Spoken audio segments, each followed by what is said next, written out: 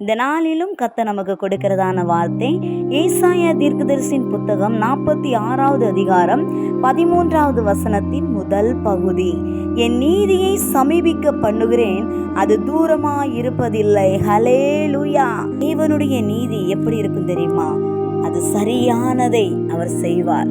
சரியான ஒரு நியாயம் கர்த்தரிடத்திலிருந்து நமக்கு வரும். அந்த நீதியானது நமக்கு சமாதானமாய் இருக்கும், சந்தோஷமாய் இருக்கும். உலகம் கொடுக்கிற நீதி அல்ல. உலகம் பணத்தை பார்த்து, தரத்தை பார்த்து நீதி சொல்வார்கள். ஆகிய தேவன் இந்த நாளிலே அவருடைய நீதியை சமீபிக்க பண்ணுகிறேன் என்று சொல்லுகிறார். கர்த்தருடைய நீதி உங்கள் வாழ்க்கையில, என் வாழ்க்கையில வெளிப்பட போகிறது. அது தூரமாய் இருப்பதில்லை. இனிமேல் தாமதமாகாது. இனிமேல் அது நாட்கள் செல்லாது.